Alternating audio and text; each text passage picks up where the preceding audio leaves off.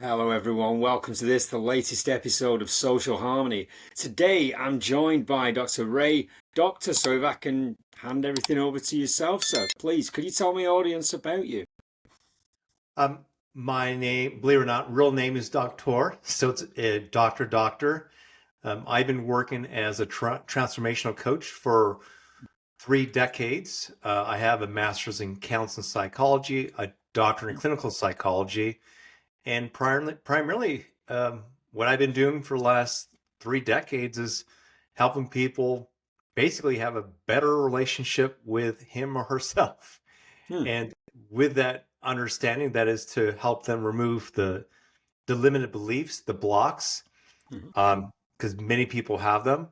It's to help them achieve to have a better relationship, to have a different perspective on life, maybe experience more success in relationships and in their career.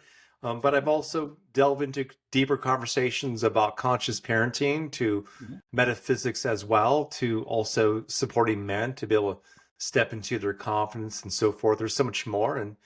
majority of that, what I guess you say, have become, I'm a product of my own inner work, I hope. Mhm. And I've seen over 6,000 clients and done a lot of coaching, have a lot of years under my Mhm. belt. So that's the short story. Yeah, that sounds amazing, and I've got yeah, a lot to unpack in a little space, but in 30 years, that's very impressive. So, I mean, can I ask you, what is your approach to this work? How do you differ from others? Well, uh, first off, for example, in my book, All It Takes Is One, which it's spelled out there, and I'm gonna bring up some of that here, Hmm. is that when a person goes sees a therapist, and traditional therapy is primarily based around processing. So if a client is sharing his or her feelings, for them, that might be a breakthrough, meaning, okay, great, you're finally able to open up what had happened to you. But Hmm. oftentimes, and this is a generalization, but I know people listening to this might agree, and that is that person who's been going to therapy for 5 to 10 years still seems the same.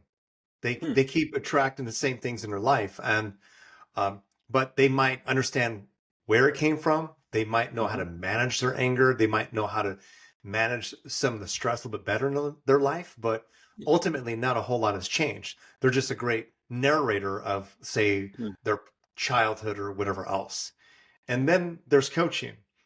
And with coaching, it could be very solution focused. And that is where a person comes to you and says, I want to I don't know why I keep my businesses continue to fail, and Hmm. that person has more of a kind of a motivational spin on it, or they're going to talk to that person about how to look at their funnels and how things are working with their business, and yet Hmm. this person kind of has some kind of unconscious propensity to self sabotage, Yeah. which the coach does not address. Hmm. So with coaching, a person might only be able to push someone so far with just the tactics and techniques. I mean, there's a Yeah. lot of coaches out there who charge a lot of money, and if it was that easy, why is it that people fail so much, right? Hmm. Both in Yeah. therapy Very and much. coaching.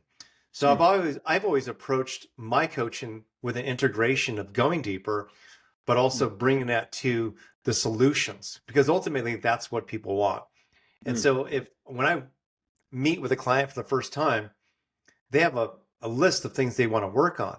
And each session, we're talking about where are they now with Yeah. that problem to, and whether they see something change outside of themselves.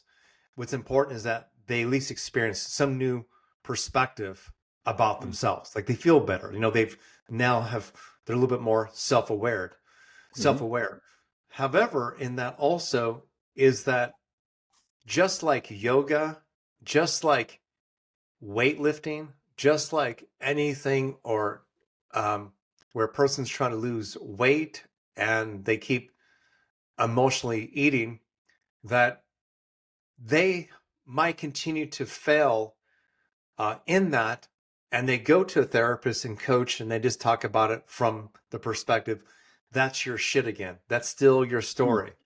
Right. to where the person's still not able to achieve the feeling of feeling worthiness or being complete. Mm. So where I take people a little bit deeper, and it's also spelled out in my book, is where many of us are running off of outdated collective programs. Hmm. Like, for example, there are men out there who are doing okay, who are between 40 and 50, but because they don't own a home, they feel like a loser. They feel like they haven't achieved some certain Yeah. goal because that's something they were taught by their father, their Hmm. grandfather, and so forth. So no Yeah. matter, it doesn't matter how much success they achieve or if they have a supportive wife, they might feel still not enough because they're measuring themselves with something that is doesn't it has nothing to do with their sense of worth. Or Mm. even women who have never been married or had children, and they live their life feeling as though that they missed out on something, that there's that they're experiencing less of life than a woman who had a child. And Mm. so my book kind of breaks down those main beliefs that we all carry, and it's very important to question ourselves, does that work for us? Because if Mm. there's this unconscious barometer in which we are comparing ourselves with, we're going to continue to fail. And then when we continue to fail and feel bad about it, we might still keep talking to our coach, talking to our therapist, talking to our wife, talking Yeah. to others, some other type of support team, when the reality is that your view on life, the trajectory, whatever map you have, is erroneous, that it has potholes in it and you're going to keep stepping into it. Mm. So when I work with the person, I want to see where maybe what has influenced them in their childhood. Okay. Then I want to be able to help coach them to find solutions for the problems and actually give them actionable items. Mm. But I also want to look at how they actually look at life, Yeah. how they see themselves existing on this planet. Mm.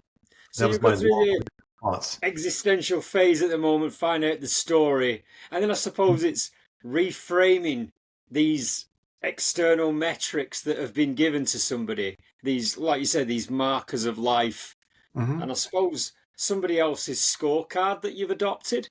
Is that is that a fair It's a assessment? Would great. you say? I actually like that. I'll Hmm. probably use that one day again. Someone else's scorecard. That's really good. Thank you. And then Yeah. so you'll from there do, I don't know, whatever, the scaling, etc., of solution focus, but look to, we understand this about you. This is where you want to be. So what takes you from here to here? Is this Hmm. essentially, I suppose, your roadmap of it, if you like? Yes. It's Hmm. it is. It's we all, like, for example, I'm a Gen Xer, Hmm. and when I turned a certain age, I remember having thoughts about what my father was doing at that age too. Even the idea of hitting 50 was like, oh, I'm supposed to be middle aged now. Like, Yeah. I feel like I have so much more fire in me, so Yeah. much creativity in me. Hmm. And that I remember having some type of pressure of like either I didn't find something or that there's something more to do. And yet Hmm. I'm getting to an older age. And I realized that like like I'm much different than my father and Hmm. his generation. And that would be an example. Like people age differently today. Like Hmm. there's a lot more older actors Hmm. getting work as an Yeah. example. That wasn't the same 30, 40 years ago. Hmm. Yeah, I can absolutely relate. And I'll say in 2 days I'm 51, so I'm around about that kind of age as well. There's a lot of Yeah. looking forward, but there is, yeah, a lot of looking back and comparison.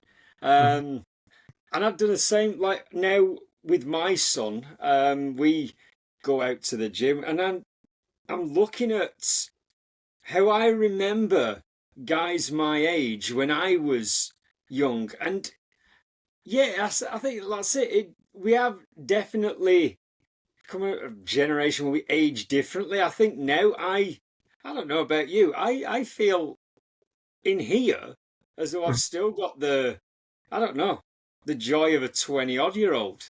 Yeah. I want to go out and do things, whereas it felt like when I was younger, guys that had hit 50, they were really slow and sedentary. Hmm. And yeah, I mean, I don't know. Well, I don't know. I suppose that's something that we notice, and that's something over, yeah, generations that change. So if I can, sorry, go on, please. No, I was going to say that, and the generations that are, younger now, I imagine many of them are going to age a lot better than we did. Hmm, Um, some probably even worse, just given like, depending on what they're eating. But, that's when it comes to evolution, we hopefully we learn how to do things better. So like, hmm. it's funny, like a 70-year-old in the 80s looks like some, 27 today. Yeah. You know what I mean? Like it looks like they looked old. Hmm, Um, and so life was a lot harder, life was a yeah. lot harder. Then they had to work hard. Their diet wasn't the best. They didn't get much sleep. And Hmm, so like even my son, he's 11 years old, and I was already driving my parents' car when I was 12. hmm, And I look at my son and go, "Oh my God, he seems so much he's really highly intelligent, but hmm, also there's a level of immaturity he has, which I also love hmm. too, because he's still innocent. Like I just realized, Yeah. man, was I just hardened when I grew Hmm, up? Like because I seem to know a lot more than he does. I was far more street hmm. smart because I think it was a little more challenging for me when I grew up than it is for him. Yeah. Yeah, as you're saying that, again, I'm making comparisons with my own son in the same way. And I suppose, yeah, it is a generational thing that kids these days do seem a bit more, let's say, childish for a word in some of how Mhm. they Yeah. interact. But yeah, very, very quick on the uptake with things. I Hmm. suppose in a way that, yeah, I feel like I wasn't. I probably was a bit more street smart. And that's Hmm. not to say, I had the hardest childhood, but yeah, I think I don't know. Maybe it's that Gen X badge of honor that we wear. We were just sort of raised different. Hmm. Well, Yeah. with that in mind, I mean, yeah, a conversation about conscious parenting, and this is something I speak to lots of people around about this age, and I suppose there's a lot of looking back on, like you just alluded to then, how our parents raised us and the Hmm. difference to child raising and parenting nowadays. I mean, Hmm. when I was younger, I mean, my dad was around or whatever, it wasn't that, but it wasn't expected that dads were particularly involved. Hmm.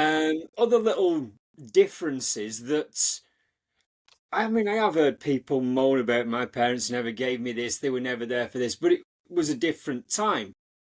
And I suppose this would lead into, well, first off, what is conscious parenting and how did we get here?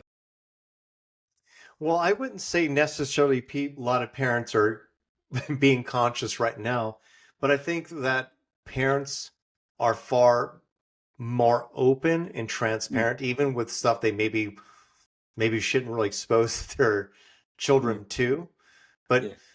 there there's when I use the word conscious parenting, I know other people might use it as well, and they think that's conscious. Um, it doesn't. I don't want this to sound like necessarily spiritual. It's more that when you are parenting, you are aware of your intentions, that you understand how you have a story about your child and what you prefer, Mhm, but you also have enough awareness to stay curious to understand his or her story as well, so they can collaborate in the conversation. So mhm, that's one level of kind of that type of communication. Two, it could be also where you think ahead of like what could come from being exposed to social media early on. And like, for example, if you have a daughter and you know that there's a lot of sexuality, and there's a lot of body dysmorphia that's happening with younger girls. You want to be conscious and proactive to maybe not let them have an Instagram account Mm. until they're a little bit older and have developed a stronger sense of self, particularly when they're going through puberty. Yeah. That would be considered a conscious choice because you care, and you're going to have to create some boundaries. And the child might resist, that child might push against it. And it might be because she feels different than the other girls or teenage girls around her. However, Mm. you as a conscious and caring parent, you might be you know that that's going to have its benefits. You have to trust that's going to have its benefits as your daughter gets older and understands herself better. You know, that would be conscious parenting as Mm. well. The other part would be, I could just keep going on different levels here in this tangent, but it would be that I am in a relationship with your mother, or I am in a relationship with your father. That meaning that the way that parents show up as conscious Mm. parents is recognizing that how we show up as a couple, whether we're happy or sad, impacts our Yeah. children, that they are intuitive, they pick up on that. And you want Yeah. to be aware of that. You can't just hide things and suppress it and so forth, because what you're doing is also creating ways that they're going to possibly learn, which could be where they hold back as well. And Mm. so it's like recognize the entire system. Um, it's like its own living organism, and that Mm. you want to be aware of that, as far as how you're becoming as an individual, as a partner to the the mom or dad, and Mm-hmm. how you're being received by your children, to also, recognizing their story about you. Yeah. Yeah, That was, absolutely. yeah. Yeah, no, no, that's one I think. Yeah, one of the first things when my daughter was born, I don't know why I got this sort of feeling inside that I wanted her to be able to look at me and see, a good man, what a good man should be about. Mhm. Whether that's just as an entity or as a dad, as, Mhm. husband to mom and things like that. But if I can ask, how would say let's say somebody's, I don't know, damaged in their upbringing and what have you, and they're coming to this totally new or with some skewed perspectives. How would you begin working with somebody around this to embed this philosophy? So for clarity, when you said someone, are we switching the topic from conscious parenting to just an actual any individual who wanted to work with me? Um, Potentially. What I suppose I'm asking is, we grow up, assuming that how we were raised is the norm in other houses and what have you. Whereas somebody who may have come from dysfunctional family systems, Hmm. to moving somebody across to, I suppose, seeing how conscious parenting is enacted. Does that make sense? Okay, so in other words, you're saying how would it maybe a client who's an actual parent would be Hmm. able to become more conscious of how they're parenting, how they're showing up, and so Yeah, forth? yeah, yeah, yeah. That's probably a better description of it. Okay. Well, mostly uh, when adults come to me who have kids, Hmm. they're usually coming for themselves, um, and they might say how the relationship with their spouse is probably impacting the kids. Then Hmm. we start talking about the kids. Um, I'm working with a man who got divorced 3 years ago, and he brought up questions to me about his son and daughter. Hmm. And the daughter is picking up a lot of the negative traits that the mother had. So he's just trying to reconcile, kind of like, or accept there's certain aspects that might not change because he doesn't, the daughter is with the mother, more of the time. Doesn't have much of Hmm. an influence on that. But anyway, a person typically comes to me when they're ready. And when I Yeah. mean that they're ready, that, you never know what a person's bottom low is. You don't know when they've hit rock bottom, mm, but it might be a point where they've actually have gotten 3 DUIs to where they've had 4 different marriages. It might be mm, just that they're not feeling really well and they have a buddy who did some coaching and they refer them to me. But as far as that person being ready, mm. typically it's where just nothing's working. Yeah. That's it. And as far as to work with them, that is where I get a whole map of kind of like, again, first off, if I were to wave a magic wand over them and they were Mm, to tell me how they wish life would be, I would want to know that painting. And then mm, also to their best ability, ask, why do you think you're not there? What's in the way? So, mm, most people want to alleviate something. They want to gain something. They want to improve something. They want to get away from something. They want to heal something. It's all mm, pretty much the same. But uh, what it takes to do that is really the question. And it's not typically about my techniques. It's about the client's will. yeah. The client's will to want to change those things, because typically what stops people from healing and changing ways of thinking about things is control, fear of change. To Mm, They might have a stronger belief or fear that seems to be, even though it's nonsensical, mm, unconsciously they'd rather stay in that belief system than accept some new personal responsibility. yeah. They, for example, could be where, I'm just making this up, a man has a partner and she's going to the gym and she's starting to look good. And he starts to complain about that she's not with him a whole lot and that she's spending more time at the gym or something. And um, then, he starts saying that, I don't know why she needs to work out there. We have a gym at her house. So, like, is she looking at guys to Mm, whatever else? And she just seems to like the social aspect of it. It just seems to motivate her. And he's just bothered, and he keeps projecting out, trying to control her from going out mm, there. But finally, he recognizes that he has more of a concern. It's an issue of control of her becoming more interested in someone else to, uh, if she gets better looking, then she'll maybe want to find someone else to, mm, he really feels bad about himself and how he looks. And he's not very motivated to stay in a gym. And so there's all this projection to somewhat try to control his partner. mm, And so a lot of times people try to do that. They try to control the physical world. They try to manipulate for things outside themselves to change. mm, And mm. even if those things change, those insecurities always resurface. Yeah. Yeah. I Never mean, fixes anything.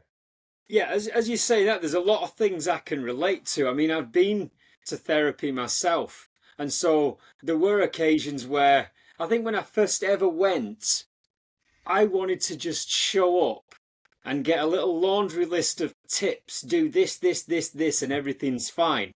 Hmm. Which now, looking back, I wasn't ready for it. I wasn't ready to receive, I wasn't ready to engage properly.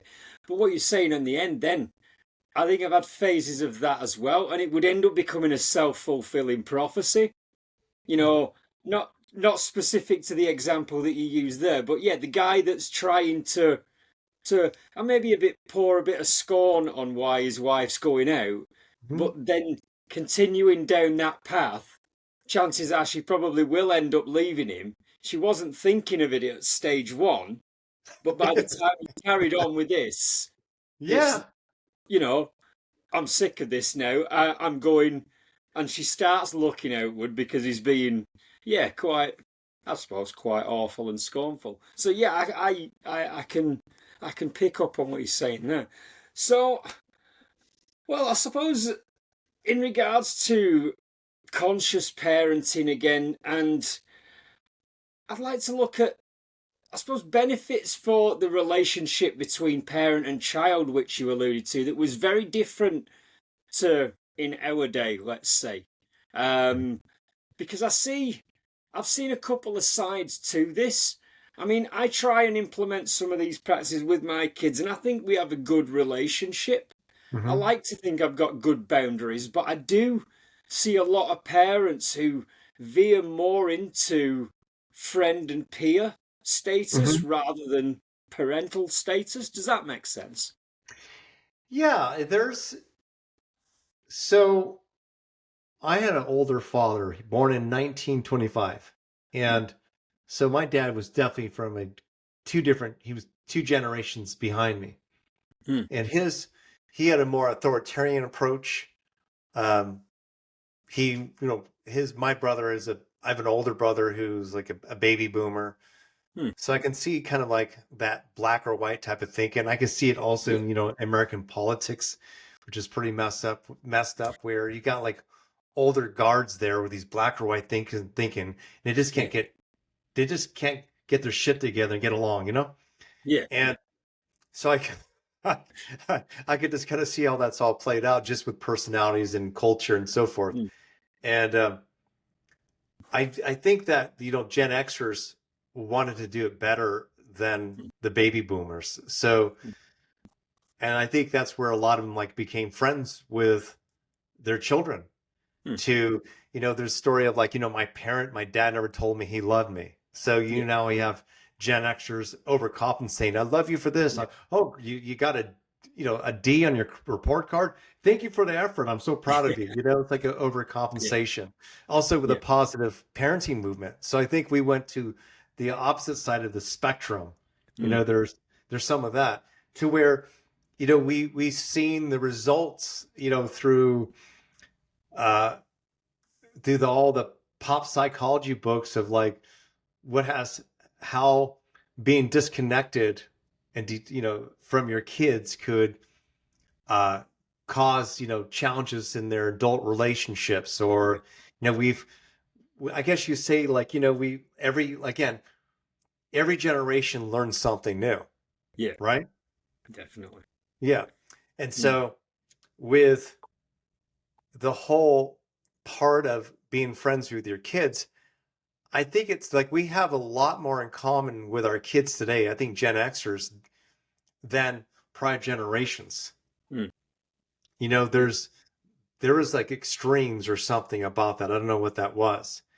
mm, And I think that we're just more open about different things that we can talk about as well. But it's important to remember, and if this helps you understand about being a leader as a parent, it's remembering that you're here to show them how life works. And mm, what I mean by that is that's an interesting statement, especially for a parent who kind of has a really fucked up childhood and has betrayal issues. I mean, in fact, I kind of go, "Oh God, don't show your kid that life because then you have a kid who's hyper vigilant who has trust issues now, right?" mm, But let's yeah, just say someone who someone has their head on their shoulders, and you're there to kind of show them different ways you might be perceived by. I'll give you an example. mm, My son, he's really mature and he's more like a 70s kid. And I mm, taught him that if you look at people in the eye when you say hello or you shake a hand, that will go a long ways. yeah, Whether that's 100% the truth or not, I know when I grew up, that meant a lot. And yeah, but I don't tell my son you're going to end up being look like that's what works completely. I will share with him. It somehow shows confidence when you look at someone in their eyes and you shake mm, their hand. To you might be received a certain way where they respect you more. mm, I've taught my son how to banter. He's really good at communicating. He's mm, very well liked, and I've shared with him. I go, uh, in life, most things are sells. yeah, And I said, you're somewhat selling yourself to a girl you might be interested in at some point, some way. mm, There's in the exchanges and the conversations, you're kind of maybe sharing parts of yourself, whether it's just being transparent and being open with your emotions, mm, to how you show up for in front of your girlfriend's father, whether or not you're trying to bullshit or being real. And so I talked to him about these things in life to yeah, kind of how he might be received. yeah, But I give him options. I mm, give him options, and I do talk to him like a friend, like I would talk to a buddy.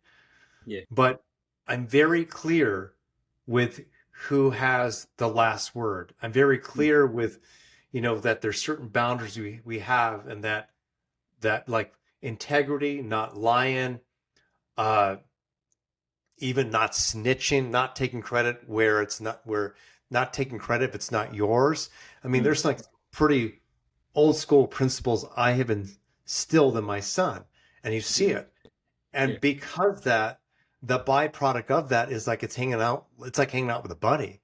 We mm, laugh our asses off. We really get along. mm, But when for example, we're driving in a car and I saw his fingernails, and I'm like, dude, I go, what? I go, you want it to look like a freaking bear? And I could be mm, sarcastic with him about that. I go, I yeah, go, I go, dude, I go, it looks, I go, it looks kind of grubby. I go, but that's me. I go, it looks like, you're sticking your hand in dirt or whatever. I go, yeah, cut those things. He'll cut his nails, but I'll mess with him. I'm mm, still going to be a parent and say something about that. Um, I'm definitely always guiding him, and I mm, can be his friend also. But I'm comfortable also with leading mm, myself, and I think mm, that's what it is. It's like many parents who become the friends of their child have these issues. Number one, boundary issues with themselves, mm, insecurity with leading themselves. Uh, they have people pleasing tendencies. mm, Um, they have unhealed trauma. Therefore, they project their childhood and don't recognize that maybe their child is stronger than them and very mm, emotionally resilient. Those mm, are factors and why this happens. And what's yeah, unfortunate, whatever you're trying to protect your kids from, that you're holding back from or overcompensating with, they become. mm, yeah. Yeah, again, I'm seeing a lot more parallels there as well. I mean, my son, he's 14, so we go to the gym, we go surfing together, and it is quite a buddy relationship. But I've been very conscious myself in Mhm. that, I suppose, yeah, things that I feel I didn't have when I was a kid that I Mhm. look back and wish I did. And I've gone through cycles of sort of pointing fingers at my parents when I was younger to now just getting Mhm. to a point where, you don't know what you don't know, and Yeah. things were done differently back then. I think my overhang is that I've probably over explained things to him. Like you were saying yourself, you know, this is Yeah. why I'm saying this is why I'm doing this is why we need this.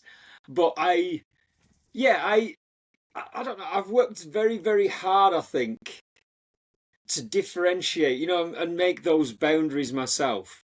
I But that's won't. really a good thing, like the explaining how life works. I'm the same way. Mm, I'm the same way. It's mm, different if like something happened where he acted out of line and you feel guilty about it. You keep saying, "Well, this is why Dad did this. This is why." And he's like, "I'm cool. I'm cool." You keep going yeah, on, but we didn't. That's an expansion of where we came from. The response we got mm, was, "It's just because because I said so. Yeah. I said so." Yeah, that one. Yeah. Yeah. Yeah, that's the one. Like, again, I've worked sort of hard to come out. And my kids, again, my daughter's a different example. Again, she's one where she's been raised, to stick up for herself, and she is a bit bolshy. And she was always, I don't know, when she was little. All right, we go and do that. Why? Whereas in my day, it'd be a clip round the ear because I said so. Yeah. Get it done. That kind of thing. Whereas, yeah, that's not how we do it nowadays. So now I'm having to be more conscious about, well, my answer after the fact. But Hmm. then I suppose one thing that's it became a bit of a bone of contention between myself and my now ex-wife was she saw that as conceding ground, like she Hmm. was kowtowing to a kid. Hmm. Whereas I suppose I took a different view in that I'm explaining to her, I'm getting, I suppose, compliance by, telling her why we need to do these things. Hmm. Whereas, yeah, that created a bit of a bit of friction between us. So I guess, Mhm. I mean, that throws up another set of conversations in that, like I asked about conscious pairing, bringing it to people who are not really of the mind. Mhm. How would you manage conflict between partners along those sort of levels? You're trying to, I suppose, encourage conscious parenting at a whole, but there's two very different viewpoints coming at it. Well, okay, so the mother of my child definitely has a big heart. Hmm. And I'd say she's more on like a basic level of what I would consider good parenting or Hmm. um like meaning I'm on a whole nother level of what I share with my son. And whether that's just how I explain certain things, Hmm. uh, and like on the weekends, we definitely are pretty active at when he was at his mom's, like they might not do a whole lot, Hmm. um, which is not a bad thing. I'm definitely into exercise and getting out there Yeah. where his mom is not, and there's nothing wrong with that. And I look at what's most important Hmm. because if I were to judge her in front of him, if I Yeah. were to um, have him feel like he has to take sides, Hmm. that wouldn't be healthy.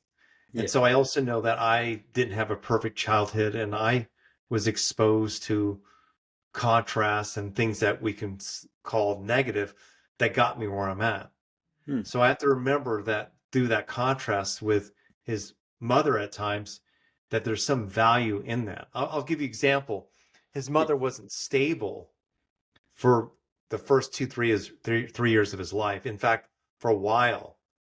And uh well, here's a by the way, if people are like, what does that even mean? Where were you, Ray? Well, his mother was separated from her husband when her Hmm. and I hooked up. She got pregnant. She didn't Hmm. let me know it was my baby. So Right. Max didn't show up until he was 5.5 months old. Hmm. So she fled from the husband and everything else. And so yeah, it was a kind of a chaotic experience. And that's why Yeah. Max ended up living with me full time when he was 4 years old. Hmm. But she uh, moved so many times, just was unstable. Yeah. However, Max acclimates to new places really easy. Hmm. What happened? Hmm. He had a pretty healthy, grounded parent. He had a parent who moved around a lot. So Yeah. maybe somewhere in there, he adapted to that rather than Hmm. getting stuck in one place, which I Hmm. really appreciate about him. That is an example. Uh, he experiences how I don't work as hard as she does. Hmm. So obviously he has more of an attraction to be an entrepreneur versus being a worker bee. Yeah. So she's a real hard worker. Uh, he experiences different things in different households where it's given him a reflection of Hmm. about how he might want to be and become. So if a person is with a parent who has unhealed trauma, who has just really outdated ways of raising a child to where they feel threatened, Hmm. unless they are conscious, unless they're able to communicate really well, there's not much you can do.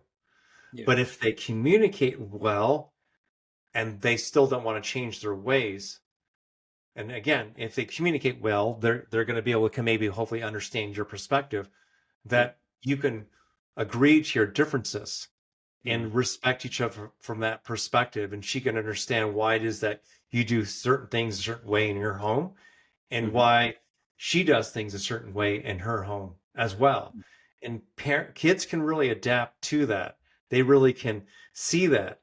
And Hmm. uh, kids have the tendency more to gravitate towards the happy parent, the Hmm. confident parent, more than anything else. So if you're one of those people who think, I am conscious, I'm the conscious parent, I'm the one who's doing the most, well, then Hmm. also ask yourself, do I seem the most stressed or worried? Yeah. Yeah. I love that. Yeah, Yeah. that's one. I think because, well, my ex and I I don't know. We've got very very different parenting styles, Yeah. and I think the big kick up for me was, I suppose, changing my own lens. At Mhm. first, I think I was trying to be, I don't know, project myself as the great parent and things like that. Mhm. And in the end, it was a friend of mine said, you know, he'd split up with his wife, and he said the stepdad or whatever. He said it's great.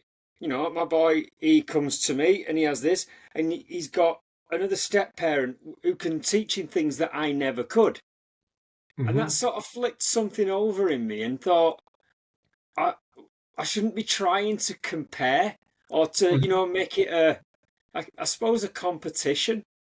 And this is where, with my kids now, I just think, well, I'll show up as I am. As it is, I've got both of them here with me now.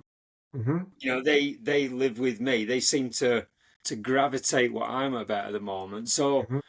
yeah, I suppose I'm like, I must be appearing confident and knowledgeable somehow. I don't know, but I do. Yeah, I do think things have got better, and they've got a lot more comfortable and confident about things once I started to chill out a little bit.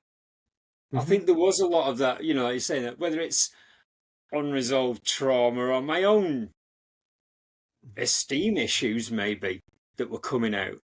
And yeah, I think that's something. I don't know whether I'd class myself as an overly conscious parent, but I think I'm quite proud of myself for, yeah, I think I've done something right there. Yeah. Hmm. Yeah. It's. I was gonna say is that I could sound like I maybe have had my shit together as far as um, I guess raising, my kid and so Hmm. forth. But the truth is that uh, I've been pretty stressed raising Hmm. my son. Raised him by myself, and my parents were elderly, and Hmm. they couldn't help out. And as you imagine, my son showed up suddenly, and his mother having PTSD. I had a lot of I was holding a container, but also Hmm. my son had different health challenges. He had retained primitive reflexes, Hmm. um, all these different things which could lead to a learning disorder. And he Hmm. now has a 3.0 in a very difficult private school. So Hmm. I got him out of that to where he's at now. Yeah. And uh, all of it was done naturally through just Hmm. integration techniques to, but I've been troubleshooting like almost like he's been a project to help him Hmm. get where he's at now. Yeah. And what he's picked up on is always something to fix. The Hmm. overarching story he's got is there's always something to fix about me or Hmm. whatever. And it's Hmm. not like I'm that's the way I want to be.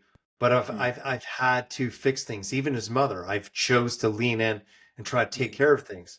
So even if I consciously was a pretty good parent, even Hmm. though I would, just like yourself, Lee, I would try to explain certain things with him. Even though I get along with him, he is seen a parent always in problem solving mode. And Hmm. therefore, it can create the impression that there's something always wrong with me. Hmm. And Yeah. not that I'm saying that to him, but you can see by just his experience, we're going to see a specialist. I'm saying, Max, you got to work on your integration exercises. Hmm. You have to do this, work on this. And, at some point, he's not said this to me, but imagine him saying, man, fuck, like, when is it ever going to end? Yeah. And he has graduated. Like, he had speech delays. He's seen a speech therapist 3 different times. And when we moved to Asheville, he saw a speech therapist this one last time, and I wanted to see if there's something there. And she said he's fine, he's age appropriate, he's good. I remember like getting emotional. I cried in the Yeah. car. I was like, Awesome. Max, I go, this is like a big accomplishment. I go, you don't know the difference. I go, Hmm. but like you're done with this. Like we're done with Hmm. this. Because I want him to have all the the tools he needs. mm, I want him to have everything I didn't have. And mm, and the challenges I had, like even I had speech challenges. So it's like as a parent, we want to make sure we give our children everything, I would assume. But mm. what we don't want to give them is our stress Yeah, about trying to get those things. Or we also want to make sure that what we're sharing too is that it's okay to be different and have our uniqueness. yeah, Like people are listening to me and are probably trying to figure out where the hell is this guy from? Like I have a strange type of way of speaking with a mother who had broken Japanese and a father from New York. I swear mm, too much, and that's from my father from the Bronx, from New York. So, mm, it's like, but that's my uniqueness, and some people are yeah, turned off by it. And I've been told, you maybe shouldn't swear on podcasts, or mm, you're not going to always be received by people by dropping an F bomb. And I'm like, oh, I try, but I only can be myself. yeah, So we have to accept the uniqueness of our children also. But the point of this long share here is like, you know, there's so much happening in unseen, yeah, it's like, and hopefully you can be conscious of that and recognize while I'm trying to steer my child in this direction and guide him, I have to model happiness as well. I have to yeah, walk my talk of feeling okay and confident in my own skin. yeah. Yeah, I love that. Yeah, no, I really do like that. I mean, listening to you talk, then I was sort of thinking, well, where does it end? When is there a, I don't know, for want of a better phrase, a conscious uncoupling, if you like? Mm. And not to say that you move away from your child, but I suppose that there gets to a point where you over egg the pudding. And again, what I'll do is I'll spin my laptop around so you can just see. I don't know if you can see. That's one side of books, Mm-hmm. and there's more there. There's some up there. Now, again, when we talk about before about learning things, I've had a phase, especially when my kid first was, even in utero. I started with the books. I wanted the knowledge. I suppose that's how I dealt with things at the time. Mm-hmm. That it was the constant drum of information. Mm-hmm. I suppose like you've alluded to there, a continual project. Mm-hmm. But I suppose it does throw up the very big question of, well, when do you learn to sort of step back and let them fly? When does that realization kick in? Yeah. Yeah, because it could be a forever, it's an ongoing process. Hmm, My son has braces, and he started off with braces when he was uh, 8 years old. hmm, And uh, and when I say braces, of course he didn't have all his teeth didn't come out, but they now have like dental care there where they can kind of guide the mouth, you know, as he grows, and then he has a retainer and hmm, so forth. And it's worked out. Like right now, he just has a retainer. There's nothing he can do until a few more teeth come back in. But hmm, he's not going to really have to wear braces. But he had two front teeth really sticking out far, and he sees those pictures of himself, and he's like, thank you, Dad, for not letting me walk around looking like Huckleberry Finn or yeah, like it. I mean, they really would stick out, hmm, and that's mainly what I was trying to help him with. So again, he has a good smile, so he hmm, doesn't have to be self-conscious of that. But also, I never made him self-conscious of it. Like hmm, when he had those teeth, it wasn't like I was saying, "Wow, look at your messed up buck teeth."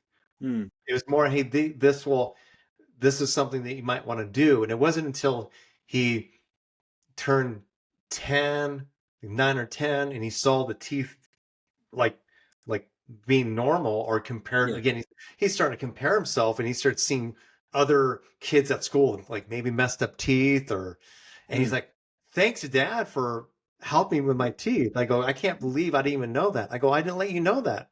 hmm, So innocently I approached different parts of his development from that place of like not trying to shame him. hmm, So meet him where he's at, but also share the information from the perspective that this is something you may want to do. This is something hmm, that can help you. This is something that I really believe that you probably would want, hmm. and it's worked out. Yeah. No, I like that. So, I mean, I suppose to that end. would you say that this is all part of the overarching conscious parenting thing, insofar as, I don't know, I mean, let's say if I was a parent to come to you with the conscious parenting in the forefront, I'd probably be looking for some guidelines of how to go along. But what you've said to me now is more of a mindful approach. You're thinking very, very holistically. So would that be Yeah, a fair assessment of what conscious parenting is? It's that more, yeah, that more holistic approach throughout. I like that word, Lee, the holistic. Yes, Mm, it's looking at all the bigger picture. Like holistic is seeing everything, even the things that you think they're deprived from, as mm, possibly learning that you don't know. To mm, even the things you think are helping to recognize, be humble enough to say, I don't know if it's going to help. I don't mm, know. I don't, I really don't know what he's going to get from this, yeah. so like, I'll give you an example. Um, God, because this happened yesterday. I'll just Mm, read it to you. It's pretty funny. okay. I got Yeah. this from a school, and like I said, I'm pretty open with, my life and what happens. Okay. Mm, yeah. This is from his teacher yesterday. Mm, Max was home from school yesterday. He had a cold. It says, mm, "Hi, I just wanted to let you know that Max brought in a bottle of mouthwash in his backpack last week on Friday and told some kids he had been drinking it. He did not drink any in my classroom, and told him I didn't want to see the bottle again. Miss mm, Stackhouse saw him with it out in her class as well. Can you make sure he does not bring mouthwash to school? He has been telling kids that he has been drinking it, and the reason that he is sick today. He's also been saying to his peers that he also drinks hand sanitizer, and I just wanted to let you be aware of the situation. I miss Max today. Have a blessed day, Miss Connor."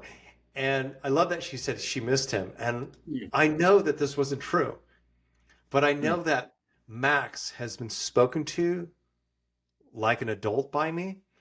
mm, We love Will Ferrell movies, and our mhm, family, coming from my brother, dad from the Bronx, mm, there's a lot of sarcasm, and there's mm, a lot of stuff we'll say that we get, but the yeah. culture his age doesn't. Yeah. To like, he's become friends with boys who are older than him because the kids his age are a little bit immature, but they don't really understand the sarcasm. Mm, In our house, we don't even have like we don't use harsh chemicals. mm, So I asked Max about this, the mouthwash thing, and he's like, "Well, I just like to have good breath." I'm like, "That's my boy. I'm glad that he's not gonna be a boy who mm, has, always bad breath." But he sees me spraying my mouth with mouth spray. mm, I talk a lot, so I don't want to have bad breath. So yeah. I don't see this as a problem. He brought the mouthwash to school. If he was an Mm, adult, would that be a problem, or maybe mm, more of a compliment to him? yeah. You get that? Yeah. Yeah. So I'm going, Absolutely. shit. Yeah, I'm like, wouldn't most parents, and it's not stuff with alcohol in it. Most Mm, parents would want their kids to have fresh breath, but the kids are too immature to understand anything about it. mm, And he didn't even swallow it. And I guess he said to the kid who like said, "You have this mouthwash." He says, "It's not like I'm drinking hand sanitizer." That mm, was taken out of context. Some kids share that as if he said he was drinking it. yeah. And then they made up a story that he was sick. He wasn't at school. He wasn't at school yesterday because of that.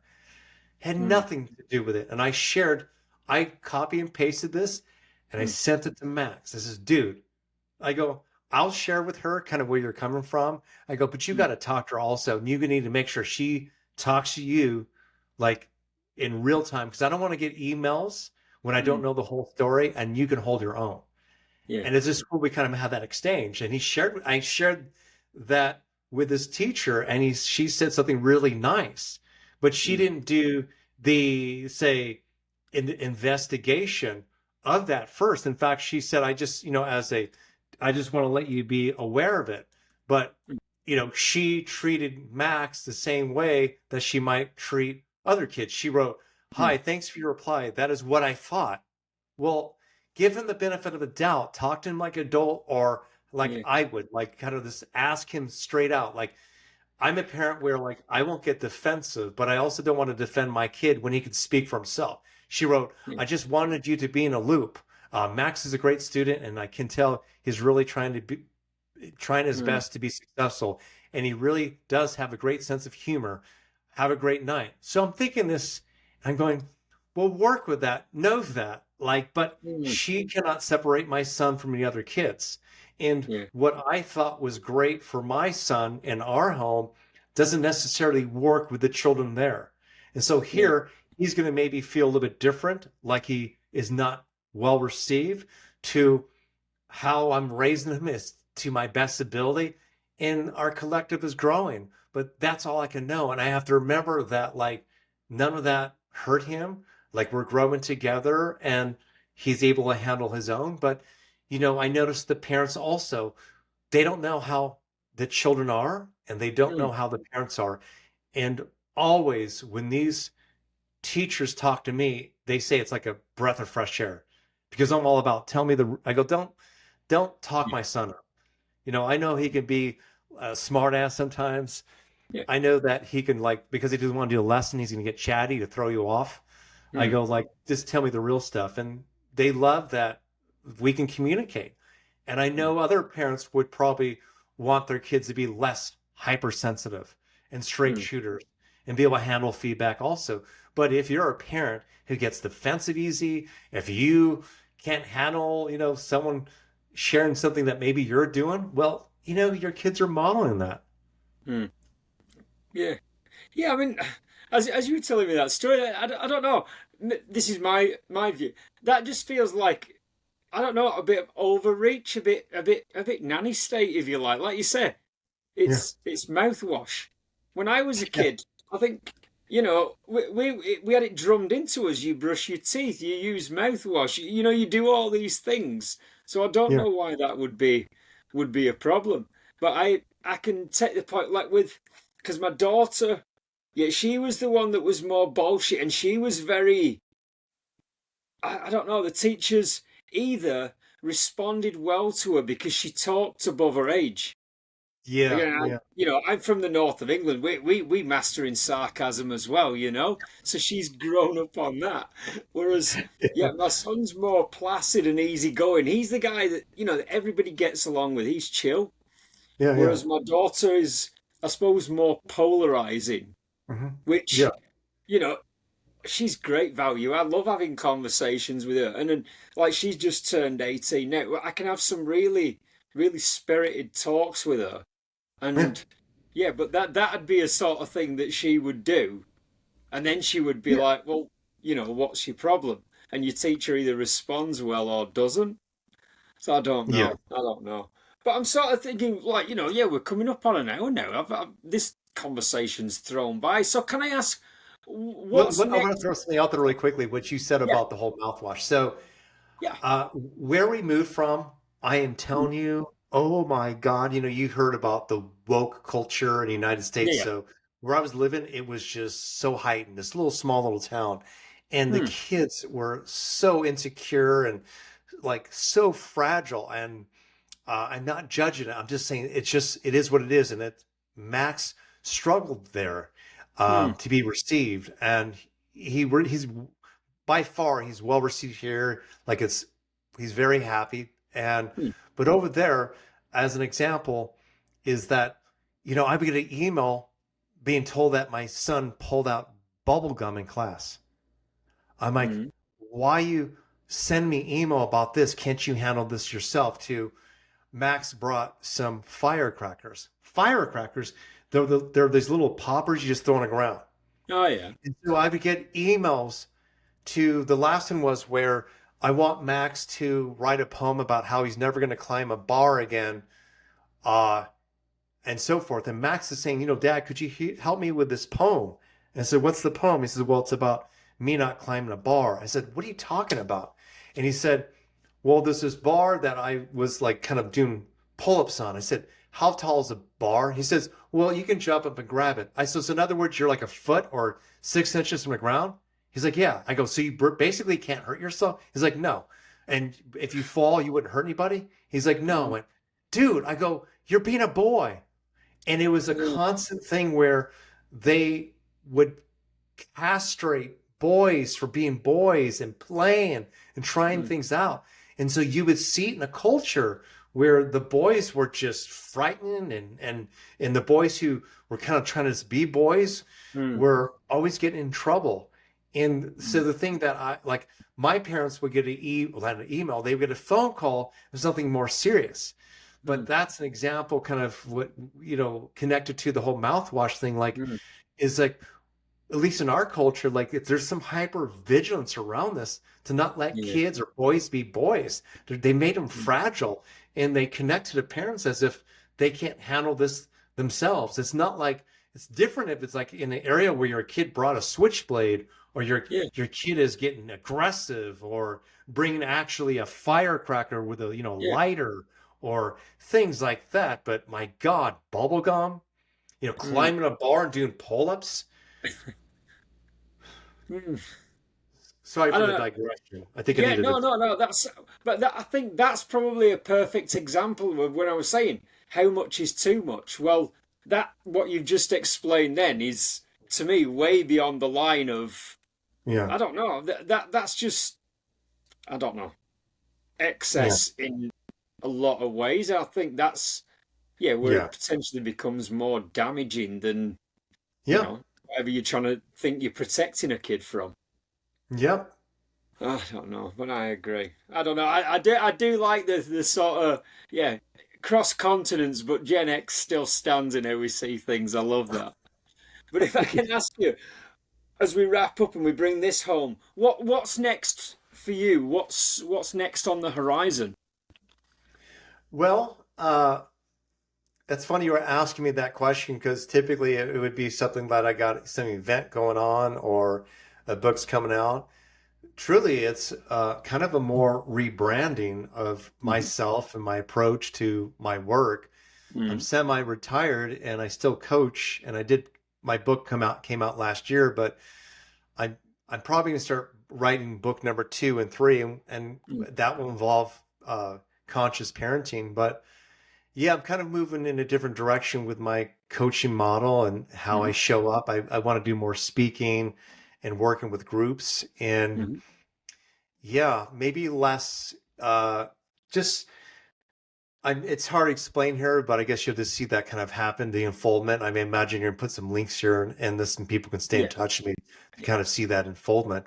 But lot is coming. I'm excited about the changes on our planet. I mean, I know there's a lot. It's a shit show, but I also Mm. know that um, old systems are breaking apart for the new Earth to surface. So Mm. Yeah. No, I love that, and yeah, I mean, I suppose I'm not involved in it. I can see outward looking into the US, and it does look quite a. I don't know. yeah, I know we live in an age where the content that gets fed to us is sensationalized, but yeah, there does seem a lot. But I've got to say, it does feel like it's a sort of a time for healers, not mhm, wanting to be too grandiose with that. But I think the people who can put it together and can help people make sense of it, mhm. yeah, we need more of that at the moment. So I want to Yeah. say thank you for your time today, Ray. Thank you. It's been amazing talking to you. I really have enjoyed myself and I've learned a lot. Likewise. Thank you. No, it's been great. And thank you out there again for listening. As always, I appreciate the support. If I can ask you to look out for me on Instagram and TikTok under Social Harmony Talk and Facebook under Social Harmony Time to Talk. I'll post show links, clips, videos, information on new episodes, things like that, where I'll launch a new episode every Monday at 6 p.m. New Zealand time on both Spotify and Apple Podcasts. So if I could ask you, please follow, like, share across those platforms. I really do enjoy that.